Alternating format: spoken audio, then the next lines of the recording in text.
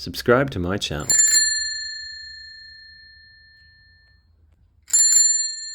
अब हम बुद्धि के कुछ महत्वपूर्ण प्रश्न देख लेते हैं जो कि सीटेट एग्जाम अथवा यूपीटेट के एग्जाम में बार बार रिपीटेड होते हैं। जैसे बुद्धि का सार्वभौमिक परिभाषा किसने दिया है, अभी आपको ऊपर बताए हैं इसलिए, लेकिन हम इसको एक पूरे डिटेल में 50 क्वेश्चन को एक साथ देखेंगे। ठीक है, तो ये रिपीटेड हो गया है। बुद्धि का सार्वभौमिक परिभाषा किसने दिया था, तो वेस्लर ने दिया था। अभी आपको बताएं बुद्धि शब्द का प्रयोग सर्वप्रथम किसने किया था, 1885 में गाल्टन ने, जिसे गाल्टन के नाम से भी जानते हैं, किया था। बुद्धि प्रथम बुद्धि परीक्षण किस मनोवैज्ञानिक ने किया था, तो सबसे पहले जो इंटेलिजेंस टेस्टिंग था किसने किया था, तो अल्फ्रेड बिने ने कहा था। अल्फ्रेड बिने ने कहा था, जिन्हें एक कारक का सिद्धांत इन्होंने दिया था।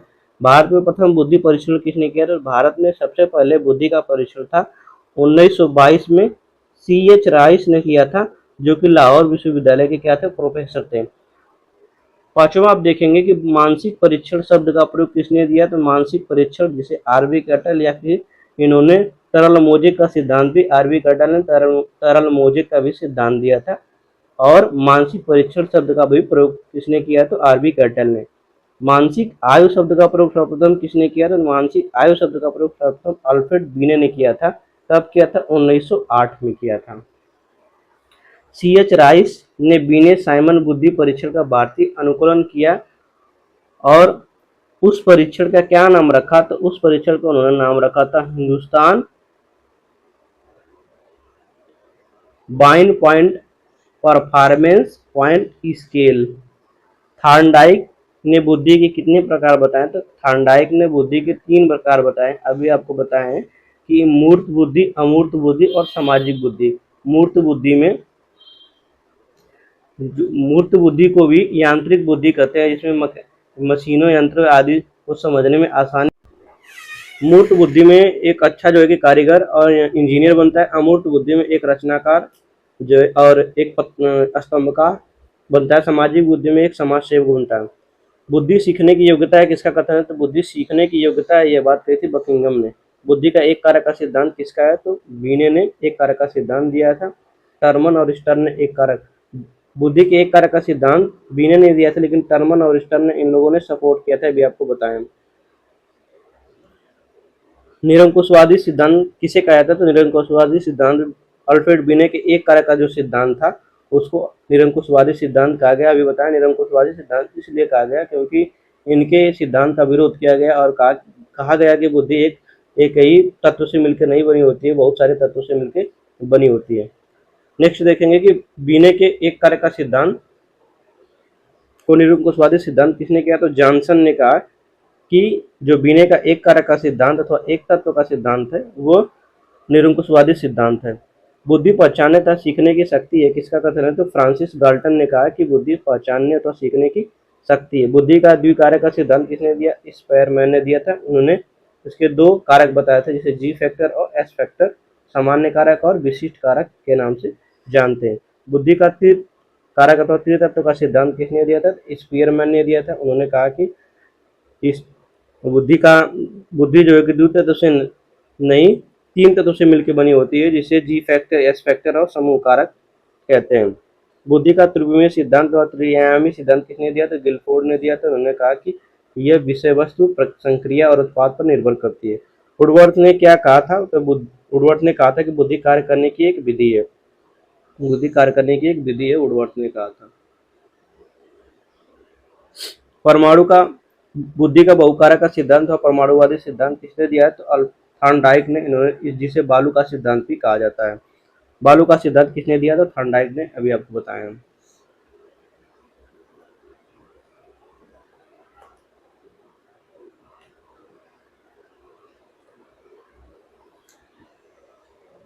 सत्य तथा तथ्य के दृष्टिकोण से उत्पन्न प्रतिक्रियाओं की शक्ति ही बुद्धि किसने कहा है, तो यह थॉर्नडाइक ने कहा है।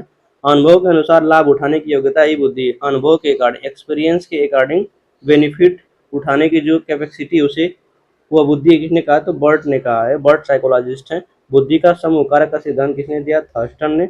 बुद्धि इन 4 शब्दों ज्ञान, आविष्कार और निर्देश आलोचना में नहीं थी, यह बात कही थी अल्फ्रेड बिनो ने, जिन्होंने एक तत्व का सिद्धांत दिया था। तरल मोजेक का सिद्धांत किसने दिया था, तरल मोजेक का सिद्धांत आरबी कैटल ने दिया था। उचित प्रकार से समझने, विचार करने व तर्क करने की योग्यता बुद्धि, ये बात कही थी आरबी कैटल ने। बुद्धि का क व ख का सिद्धांत किसने दिया है? तो हैब ने दिया है। बुद्धि का प्रतिदर्श सिद्धांत किसने दिया? तो थॉमसन ने। बुद्धि का बहुबुद्धि का सिद्धांत किसने दिया है? तो हार्वर्ड गार्डनर ने बुद्धि का बहुबुद्धि सिद्धांत दिया है। बुद्धि का लेवल 1 तथा लेवल 2 सिद्धांत किसने दिया? तो जॉनसन ने, जिन्होंने कि अल्फ्रेड बिने के एक तत्व कारक के सिद्धांत का विरोध किया था और उन्होंने कहा था कि उनका एक तत्व का सिद्धांत जो है वो निरंकुशवादी है। नवीन परिस्थितियों को झेलने की मस्तिष्क की नवीनता बुद्धि, ये बात किसने कही थी? तो मन, जो एक साइकोलॉजिस्ट हैं, उन्होंने यह बात कही थी। आर्मी अल्फा परीक्षण कैसा बुद्धि परीक्षण है? तो आर्मी अल्फा परीक्षण यह पढ़े लिखे लोगों के लिए है। आर्मी अल्फा परीक्षण यह सामूहिक शाब्दिक होता है। आर्मी बीटा परीक्षण यह निरक्षर लोगों के लिए है। सामूहिक अशाब्दिक परीक्षण पढ़े लिखे लोगों, मतलब निरक्षर लोगों और पढ़े लिखे लोगों दोनों लोग के लिए जो कि आर्मी बीटा परीक्षण है, जबकि आर्मी अल्फा परीक्षण केवल पढ़े लिखे लोगों के लिए है।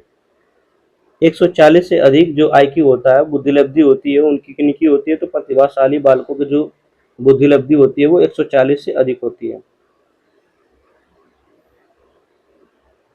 और 90 से 110 तक के जो आईक्यू वाले बालक होते हैं उन्हें हम सामान्य बालक कहते हैं। 70 से कम आईक्यू वाले जो बालक होते हैं वह मंद बुद्धि के बालक होते हैं, जबकि 25 आईक्यू वाले जो बालक होते हैं उन्हें जड़ बुद्धि वाले बालक कहते हैं। मतलब 50 से 70 के बीच के जो आईक्यू लेवल वाले बच्चे होते हैं उन्हें हम जड़ बुद्धि वाले बालक कहते हैं।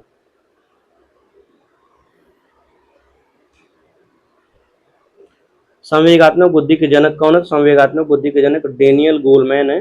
संवेगात्मक बुद्धि का प्रयोग सर्वप्रथम किसने किया था? संवेगात्मक बुद्धि का प्रयोग सर्वप्रथम डी.आर. जॉन मेयर तथा पीटर ने किया था। बुद्धि का विकास कितने आयु तक होता है? तो 18 वर्ष तक बुद्धि का विकास होता है। जन्म से 5 वर्ष तक 90% तक, 5 से 12% तक थोड़ी कम, और 12 से 18% तक 100% जो बुद्धि का विकास हो जाता है। बहुत इंपॉर्टेंट पॉइंट है ये कि जन्म से 5 वर्ष तक 90% हो जाता है, 5 से 12 वर्ष तक थोड़ी कम, और 12 से 18 वर्ष तक 100% जो है कि बुद्धि का विकास हो जाता है।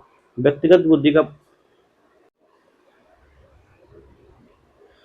नेक्स्ट है 41 की व्यक्तिगत बुद्धि परीक्षण किसने दिया था? व्यक्तिगत, जिसे हम बोलते हैं पर्सनल इंटेलिजेंस टेस्टिंग, तो व्यक्तिगत बुद्धि परीक्षण दिया था हीली ने। 42 नंबर क्वेश्चन है कि साइमन बुद्धि परीक्षण कैसा परीक्षण? तो साइमन बुद्धि परीक्षण जो है कि व्यक्तिगत शाब्दिक परीक्षण है।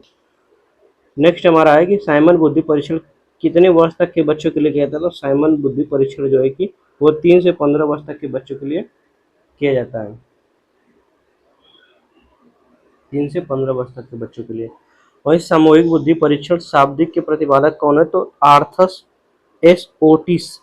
मेंटल टेस्ट और मेजरमेंट, मेंटल टेस्ट और मेजरमेंट जिसे बोलते हैं MTAM पुस्तक के लेखक कौन है? तो एम पुस्तक के लेखक आरबी कैटल है। क्वेश्चन नंबर 46 देखिए कि स्टैनफोर्ड बीने परीक्षण किसने दिया था? स्टैनफोर्ड बोर्ड बीने परीक्षण जो है कि टर्मन ने दिया है। वहीं गिलफोर्ड ने अनेक प्रयोगों में कितने आयाम बताया है? तो 3 आयाम बताया है, जिसे हम अल्फ्रेड के त्रिविमीय सिद्धांत के नाम से जाना जाता है। बुद्धि का पदानुक्रम सिद्धांत किसने दिया? तो बर्टन ने जो है कि बुद्धि का पदानुक्रम सिद्धांत दिया, बर्टन ने। वहीं किस के द्वारा बुद्धि संरचना मॉडल दिया गया? तो बुद्धि संरचना मॉडल दिया गया गिलफोर्ड के द्वारा।